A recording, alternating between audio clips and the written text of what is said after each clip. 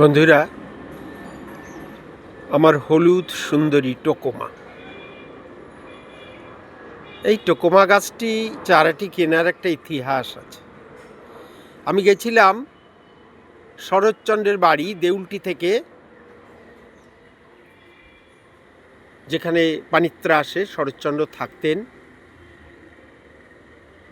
ওই রূপনারায়ণ নদীর তীরে সামতাবের।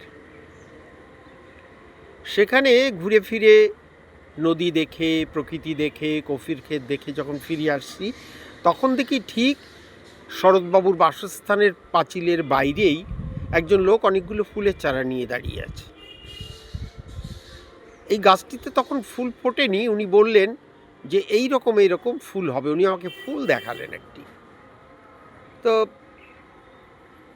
অনেক ভেবেচিন্তে শেষ পর্যন্ত আমি কিনেই ফেললাম। আমাদের অন্য বন্ধুরা অবশ্য অন্য ফুল গাছ কিনলো, আমি অবশ্য তার প্রতি আকৃষ্ট হইনি। এই নতুন গাছটি দেখে আমার মনটা ভরে গেল। আমার গিন্নিও বললো এই গাছটি তুমি নাও। তা হ্যাঁ, ভুল করেছিলাম, অত দরাদরি করা আমার ঠিক নেই।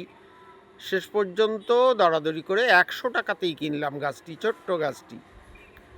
কিন্তু সে এসে যে আমাকে এমনি করে ভালোবাসবে, আমি তার ভক্ত হব না সে আমার ভক্ত হবে, সেটা বুঝতে পারছি না। এখন বোধ হচ্ছে বাঁশের থেকে কঞ্চি বড় হয়ে গেল। ফুল সম্পদ, ফুল লাগান, ফুলের সাথে থাকুন, ফুলকে কথা বলুন, ফুল দিয়ে সাজান আপনার ছাদ বাগানকে। ভালো থাকবেন বন্ধু।